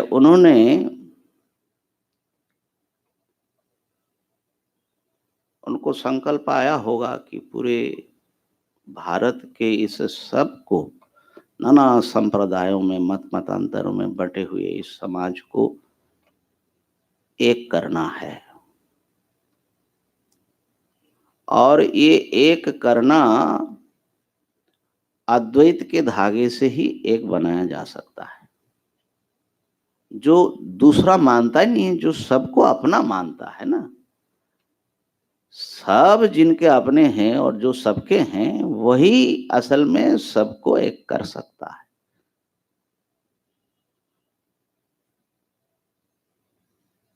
तो उस संकल्प को गुरु के साथ शेयर किया होगा या गुरु जी ने प्रेरित किया होगा, कहा कि तुम एक बार काशी जाओ। काशी उस समय भी, आचार्य के समय भी ज्ञान की नगरी थी और सब मत मतांतरों का वो जो है एक प्रकार से प्रधान केंद्र के रूप में विकसित हो चुकी थी। भगवान बुद्ध भी वहीं पर प्रथम उपदेश किया अपने बुद्धत्व प्राप्ति के बाद ना, सारनाथ में। तो बहुत बड़ी यूनिवर्सिटी थी उस समय और ऐसा माना जाता है वहाँ एक सारंगनाथ महादेव है, तो वहाँ की ऐसी किंवदंती है कि उस समय एक बौद्ध आचार्य वहाँ जो रहे, उनके साथ आचार्य का शास्त्रार्थ हुआ था और सारंगनाथ के माने पुनः पूजा उन्होंने प्रचलित कराया। सारंगनाथ महादेव जी का नाम है। तो काशी में कुछ घटनाएं उनके साथ घटती हैं। एक तो ये चांडाल गुरु जो आपके हाथ में हमने दिया है, एक इंसिडेंट की जो है हमने उसके आधार पर ये रचना की है। एक चंडाल कैसे मिलते हैं और उनके साथ संवाद होता है, उससे आचार्य में जो शायद संस्कार रूप में कुछ जातिवाद रहा हो, वो जो है निर्मल हो जाता है और सचमुच अद्वैत को बड़े व्यवहारिक स्तर पर वो महसूस करने लगते हैं और कहते हैं कि चंडालस्तु सतुद्विजस्तु गुरुरित तेषाम मनीषाम। चंडाल हो, द्विज हो, ये तो शरीर और नाम रूप का बाहरी खोल है, लेकिन भीतर तो तुम वही हो, वही ब्रह्म हो। इस बात को जो समझते हैं वो गुरु हैं। ऐसा उस जमाने में कहना कितना कठिन रहा होगा, आज हमको एहसास होता है। क्यों? जब ये ग्रंथ मैंने लिखा ना, तो इसका लोकार्पण हुआ कुंभ में, अभी अर्धकुंभी जो इलाहाबाद में रही, और मोहन भागवत जी के हाथ से हुआ। अब वहीं पर मंच पर कई लोग पकड़ लिए महाराज है ना। अब पूरी बात बताएंगे तो आचार्य जी से घटना दृष्टि हट जाएगी। एक संत आए, माने जब सभा पूरी हुई, आपने कैसे लिख दिया शंकराचार्य जी के चंडाल गुरु, आपने ठीक नहीं लिखा। तो मैंने कहा कि महाराज जी, तो आचार्य जी ने जो कहा वही मैंने लिखा। आचार्य जी ने कहा अब पढ़े नहीं है। कहा कि नहीं, आचार्य जी ऐसा नहीं लिख सकता। अरे लिख चुके हैं चंडाल बोले नहीं लिख सकते। अच्छा, फिर क्या हुआ, एक बौद्ध संत आ गए थे नेपाल के, तो हमको कहने लगे आइए स्वामी जी हम फोटो लेते हैं। तो उनके सब कैमरा मैन साथ में था उनका, तो हमारे से फोटो लेने लगे। तो उस स्वामी जी को कहा कि आप भी आ जाओ। पहले तो आ गए, फिर कहा इनके साथ में इनके साथ में फोटो नहीं लेना माने वो हमको ही चंडाल समझने लगे कहने का मतलब ये तो आज 21वीं सदी की बात में घटना, इंसिडेंट अपने जीवन का सुना रहा हूं, और ये जो है 8वीं सदी या 7वीं सदी की बात है। उस समय बनारस की कट्टर समाज व्यवस्था में ये ऐलान करना, क्या हुआ होगा, कैसी क्रांति हुई होगी इस घटना का, तो हम चिंतन करते तो हमको आश्चर्य होता है। और उस बच्चे का हिम्मत, माने 16 साल क्या है, एक छोटा बच्चा है महाराज, उसकी हिम्मत और उसके ज्ञान और उसके जो अनुभूति है, स्वानुभूति है, उसका बल देखिए। और इनके साथ में ये जो भक्ति के ऊपर अद्वैत भक्ति क्या होती है, सच्ची भक्ति क्या होती है, वो आचार्य के जीवन से पता लगता है। सब देवता तो उनको आशीर्वाद और देते रहे और उनको अपनाते रहे। काशी में एक तो ये चंडाल की घटना माना जाता है कि साक्षात विश्वनाथ जी आए है ना। मां अन्नपूर्णा आ गई। अब इतना छोटा बच्चा, इतना प्यारा बच्चा, कौन दूर रह सकते हैं बताइए। वहां जब पढ़ाने लग गए तो 16 साल के बच्चे से पढ़ने के लिए पूरा बनारस का समाज इकट्ठा हो गया। वहीं पर उनका प्रथम शिष्य सनंदन पद्मपादाचार्य जो बाद में नाम लिया, और आचार्य के साथ बिल्कुल अंतिम क्षण तक वो जैसे एक बॉडीगार्ड के रूप में ही हर चीजों से रक्षा करते रहे। तो लगे रहे। तो माँ अन्नपूर्णा प्रकट हो गई। कहते हैं कि उनको ज्यादा निर्गुण तत्व का ही प्रतिपादन करते थे। तो ये प्रश्न हुआ कि ये सब नाम रूप मिथ्या है। शायद पहले कट्टर वेदांती रहे होंगे, क्या पता। लेकिन एक दिन जा रहे थे गली से, बनारस की गली है, और देखा कि एक तरुणी माँ, शायद उनके पति गुजर गए हो, एक शव को अपने गोद में ले करके वो रो रही है। अब आचार्य को पार होकर के जाना था उधर से, लेकिन अब अपना संस्कार तो ऐसा है कि शव के ऊपर से भी नहीं जाना चाहिए। तो उन्होंने कहा कि माँ थोड़ा ये शरीर को हटा लो। तो तरुणी बोलती हैं कि आप हट जाने के लिए कहिए। आचार्य ने कहा लगता है कि तुम्हारा पति गुजर गया है, इसके शोक से तुम्हारा थोड़ी स्थिति ठीक नहीं है, तुम पागल हो रही हो। अरे शव है, उसको हटने की अपने आप हटेगा कैसे, उसकी शक्ति कहाँ है। कहा कि अच्छा, शव हटने बिना शक्ति के शव थोड़ा हट नहीं थक सकता। इतना बड़ा जो जगत बन गया वो बिना शक्ति का बन गया। हाँ? आचार्य एकदम ध्यान से देखा, अरे ये तो साक्षात भगवती आई हुई है, और वो सौंदर्य लहरी निकलता है। शिव शक्त्या युक्तो यदि भवति शक्त प्रभवितुम। शिव शक्ति से युक्त हो तो ये सारा सब कुछ हो सकता है। अगर शक्ति रहत हो तो न खलु कुशल स्पंदितुम अपि, हिलने में भी समर्थ नहीं है। और अन्नपूर्णा स्तोत्र में माँ अन्नपूर्णा दर्शन देती हैं, नित्यानंद करी वरा भय करी। अच्छा, शिव जी की स्तुति है, आपने विष्णु जी का भी स्तुति का उल्लेख किया। शक्ति उपासना का, शक्ति साधना का उद्धार भगवान शंकराचार्य जी ने किया। ऐसे तो सभी उपासनाओं का उद्धार किया। उस समय नाना प्रकार की धाराएं थी, कुछ वेद से जुड़े हुए थे, कुछ वेद से बहिर्भूत थे, और नाना प्रकार की धाराएं थी। ये तो महिम्न स्तोत्र हम पढ़ते हैं ना, त्रयी सांख्यम योग पशुपति मतम वैष्णवमिति, सब अलग अलग धाराएं हैं भारत में। सब वेद से निकली हो ऐसा जरूरी नहीं है, लेकिन ये तो आचार्य की महिमा है, शंकराचार्य जी की, जो आज हम लोग हिंदू कहते हैं ना।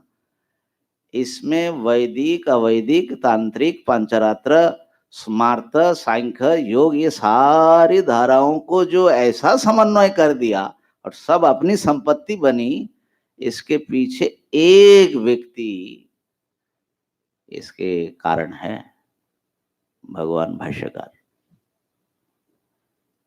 शक्ति उपासना का उद्धार उन्होंने किया, और उनके ऊपर 3 बार अटैक हुआ, उनके प्राण नाश की चेष्टा हुई। ये सब चीजें हम लोग जानते नहीं है, समझे।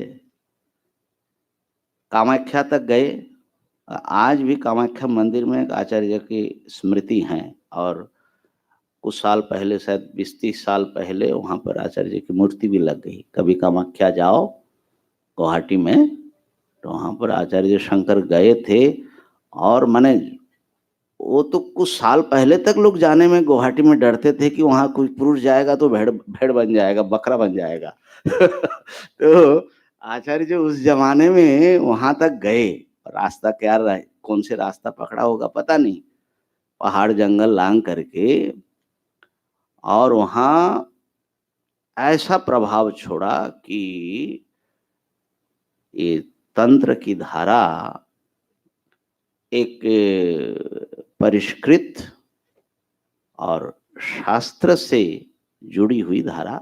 उन्होंने तो एक तंत्र की विशिष्ट उपासना जो श्री विद्या उपासना समयाचार की कहते हैं उसके संप्रदाय ही चलाया। तो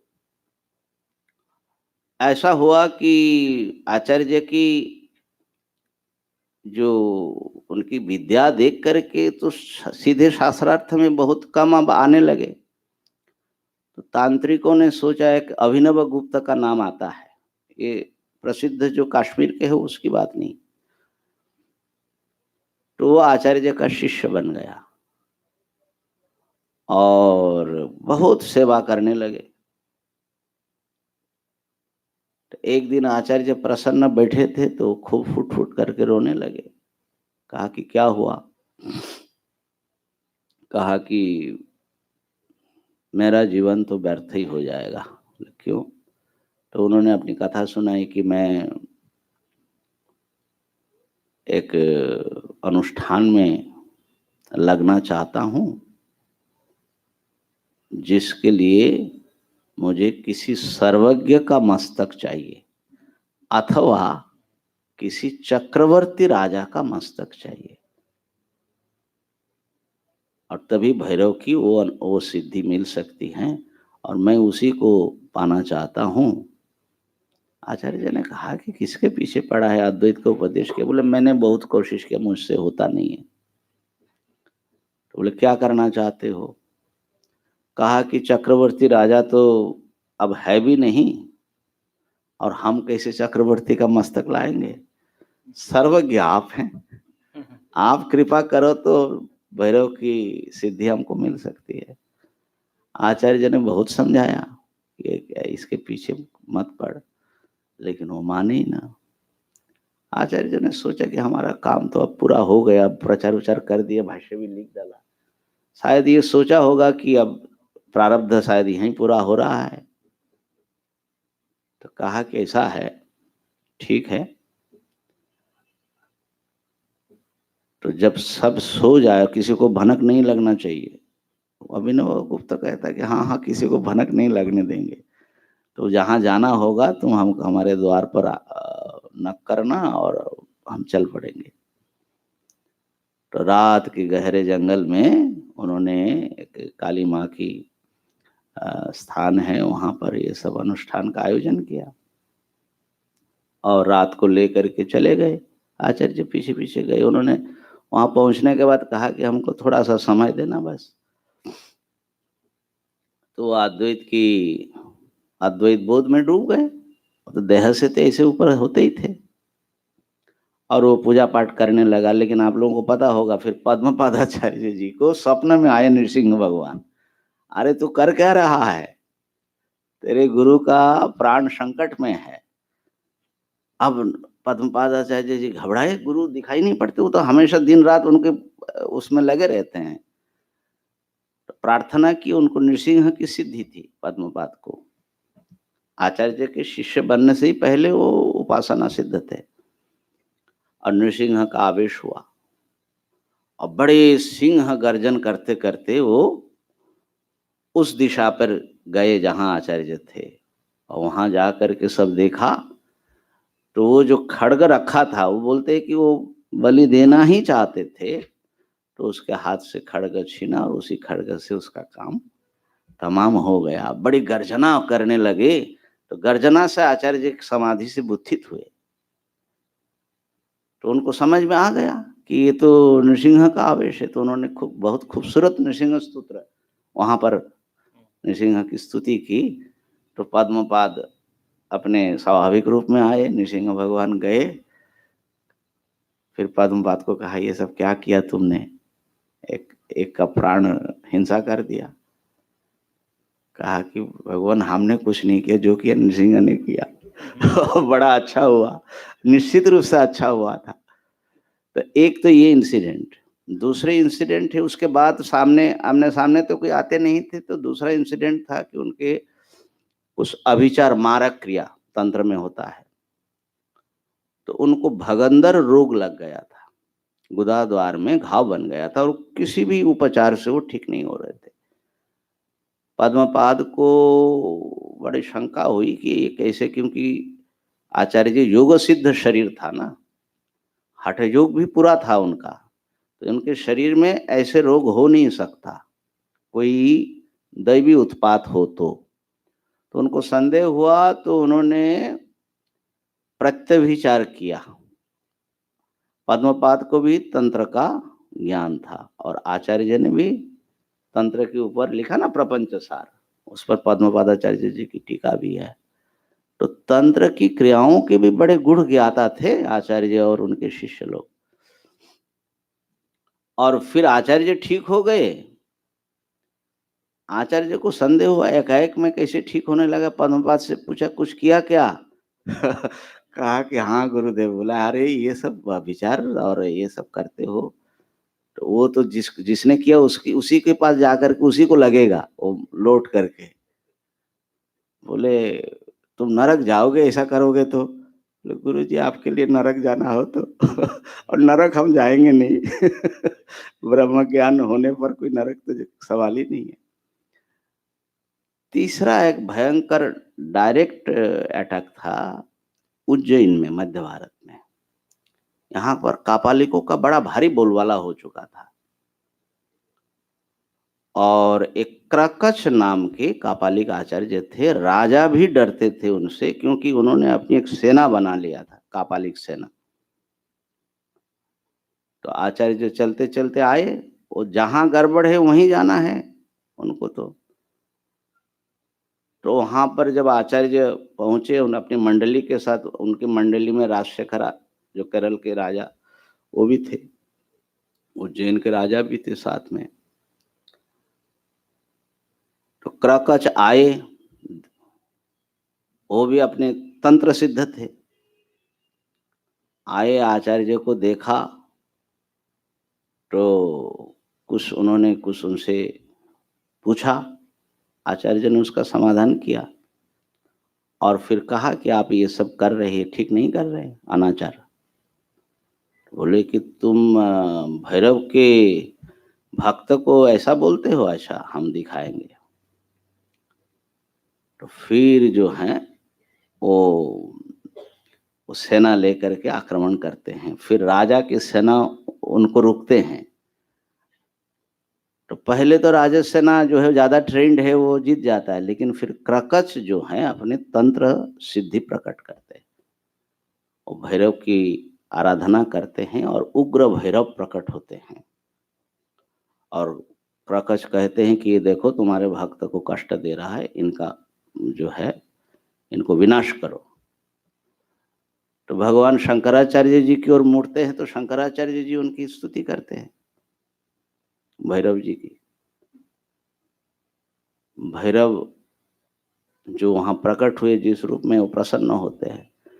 फिर क्रकच को बोलता है कि तुझे पता नहीं है कि मेरा रूप है, ये मैं ही हूं, और तू ऐसा करता है, उनके प्रति ऐसा दुर्भाव रखता है। तो वो क्रकच को वहीं समाप्त कर देता है। तो मेरे खाली कहने का ये भाव था कि अपने प्राण पर संकट बार बार आता रहा, फिर भी आचार्य इन सब शक्ति उपासना का आज जो हम इतने सात्विक और शास्त्रीय रूप देखते हैं ना, इसके पीछे इनकी कितनी तपस्या है ये हम अंदाजा नहीं लगा सकते। और बद्रीनाथ के जो मूर्ति हैं भगवान विष्णु का, आज भी जो पूजा होती है वो आचार्य के द्वारा स्थापित है। और उनका अंगुली नहीं है, तो 3 बार बोलते हैं कि मंदाकिनी अपने अलकानंदा में उन्होंने उस नारद कुंड में डाल दिया, अलकानंदा में, लेकिन फिर वही हाथ में आता है और अंत में आकाशवाणी होती है कि इसी रूप में हमारी पूजा होगी। तो आज जो नाना प्रकार के लिखे हुए जगत गुरु लोग हैं, अपने अपने नाम के आगे जगत गुरु लिखते हैं, और क्या दयालु महाराज, क्या महाराज, सब आचार्य की आलोचना करते हैं, उनको पता भी है कि ये जो बद्रीनारायण है, ये आचार्य के द्वारा ये पूजा उनकी चालू हुई और प्रतिष्ठा हुई। और ये जो जगन्नाथ स्वामी नयन पथगामी भवतु में, तो आचार्य की भक्ति, अद्वैत में भक्ति का कोई विरोध नहीं है। अद्वैत में जब अद्वैत स्थिति होती है वहां तो एकमेव द्वितीय में है, वहां न भक्ति है, न ज्ञान है, न कर्म है, माने साधना के रूप में कोई भी नहीं है। वहां पर तो एक अद्वितीय वस्तु है, नेह नानास्ति किंचन।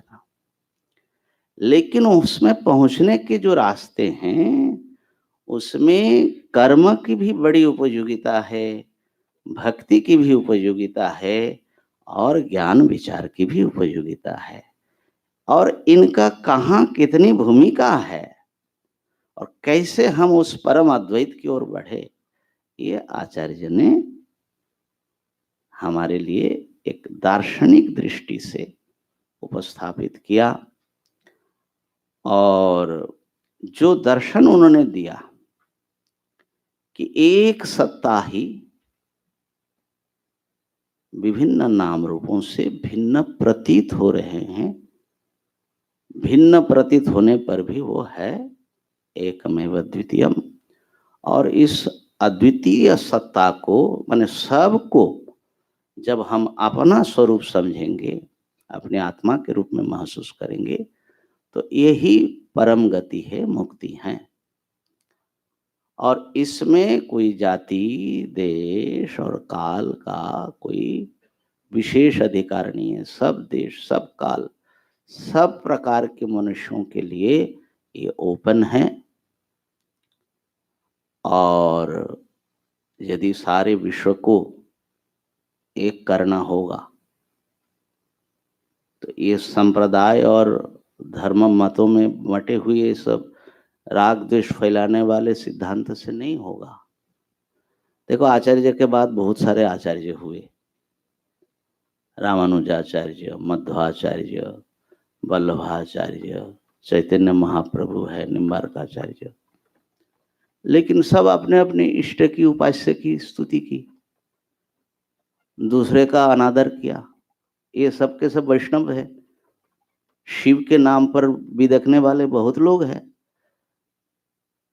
शक्ति का तो क्या कहना। तो वेद का जो सिद्धांत था ना, एकम सद विप्रा बहुधा वदंती, वेद में एक ब्रह्म का ही नाना रूपों में स्तुति आती है। उसी का पुराणकार वेदव्यास जी ने भी उसी का अनुसरण किया। इसीलिए उन्होंने जैसे विष्णु के रूप में ईश्वर की उपासना की और भागवत आदि ग्रंथ दिए, विष्णु पुराण आदि, शिव पुराण भी उन्हीं के लेखनी से निकला और देवी भागवत भी उन्हीं के लेखनी से निकला। तो पुराणकारों ने भी उसी को कि एक परम सत्ता नाना रूपों में प्रकट हो सकते हैं, भक्तों के भावों के अनुसार वो नाना रूप लेते हैं। इसी बात को वेद में जो है, हमारे पुराणों में जो है, उसी बात को आचार्य ने अपने जीवन में जिया, अपने स्तोत्र में। इसलिए गणेश जी की भी स्तुति, और यहाँ तक कि पांडुरंग, यहाँ महाराष्ट्र में आए थे आचार्य, है ना, भजे पांडुरंग। हाँ, तो आचार्य, ये सब अवधेश जी ने कहा कि आचार्य के लिए तो परमात्मा नित्य उनके साथ होते थे ना। गंगा जी, देवी सुरेश्वरी भगवती गंगे, त्रिभुवन तारिणी तरल तरंगे। तो इस प्रकार से आचार्य परब्रह्म परमात्मा को पूर्ण महिमा के साथ अपने सर्वत्र अनुभव करते थे। इसलिए उनको स्तुति करना, और किस प्रकार से अद्वैत साधना में भक्ति का उपयोग है उसका विशेष हम कल वर्णन करेंगे, हमारा तो विषय चल रहा है। तो एक ये जो छोटी परिच्छिन्न सत्ता का हम अनुभव करते कि इतना मैं हूं, इस परिच्छिन्न सत्ता के भीतर वो अपरिच्छिन्न पूर्ण सत्ता बैठे हुए सबके भीतर है। तो उस पूर्ण सत्ता के स्मरण, उनका नमन, उनके प्रति समर्पण करना, ये अद्वैत भक्ति का रहस्य है और यही भक्ति का सर्वोच्च रूप है। और भगवान शंकराचार्य जी ने वो चीज सिखाया और जो ज्ञान विचार की महिमा है वो आप लोग महसूस करते ही हैं, स्वाध्याय करते रहेंगे। तो आज भी विश्व में किसी भी संप्रदाय का व्यक्ति हो, अगर मुमुक्षु है तो उनके लिए एक आचार्य शंकर ही मार्ग हैं। इन्हीं शब्दों के साथ मैं आचार्य के चरणों में अपनी वाक पुष्पांजलि समर्पण करता हूँ। हरि ओम तत्सत, हरि ओम तत्सत, हरि ओम तत्सत। हाँ, आत्मा षटक का पाठ करते हैं।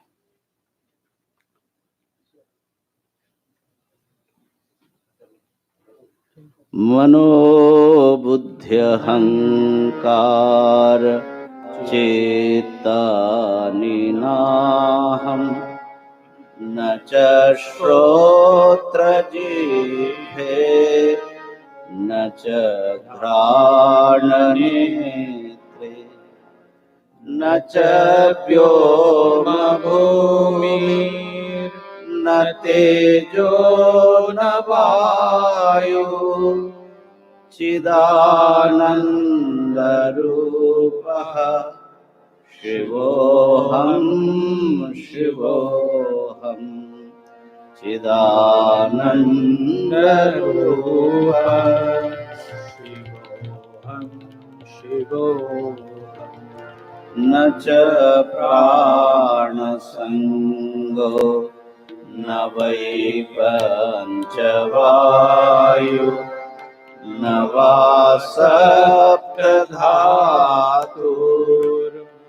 वा पंचकोशः न वाक्पाणिपादौ न चोपस्थपायु चिदानन्दरूपः शिवोऽहं शिवोऽहं चिदानन्दरूपः शिवोऽहं शिवोऽहं न मे द्वेषरागो न मे लोभमोहो मदो नैव मे नैव मात्सर्यभावः न धर्मो न चार्थो न कामो न मोक्षः चिदानन्दरूपः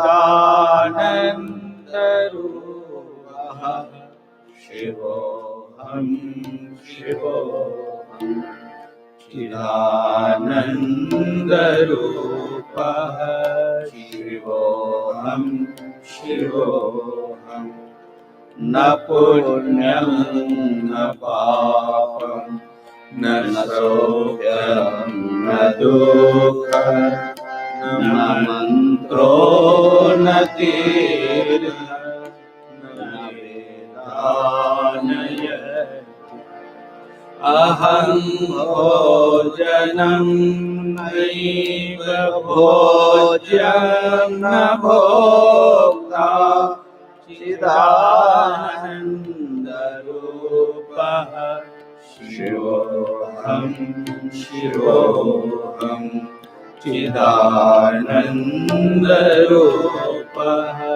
शिवोऽहं शिवोऽहं न मे कृष्णशङ्का न मे जातिभेदः पिता नैव मे नैव माता न जन्म न बन्धो न मित्रं गुरुर्नैव शिष्यः चिदानन्दरूपः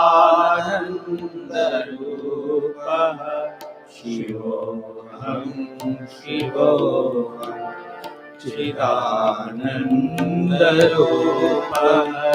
शिवोऽहं शिवोऽहम् अहं निर्विकल्पो निराकाररूपो विभुर्व्याप्य सर्वत्र सर्वेन्द्रियाणि सदा मे समापन् नमोऽप्येर्णबन्ध चिदानन्दरूपः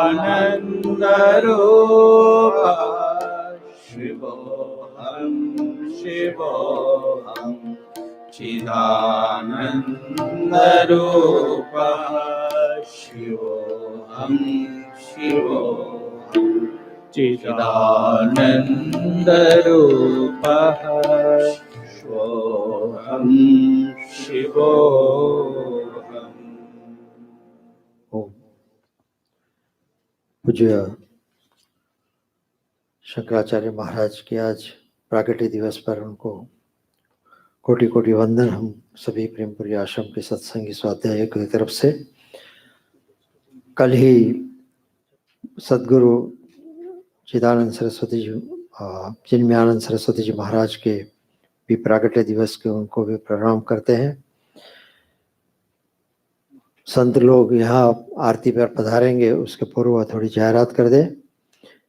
आज वैशाख सुद पंचमी शंकराचार्य जयंती गुरुवार दिनांक 9 मई परम पूज्य स्वामी श्री प्रणव चैतन्य जी महाराज द्वारा स्वामी श्री प्रेमपुरी आश्रम दिव्य दया गीता चिंतन माला के अंतर्गत गीता कर्म विज्ञान इस विषय पर प्रवचन 14 तारीख तक यहाँ जाहरात 13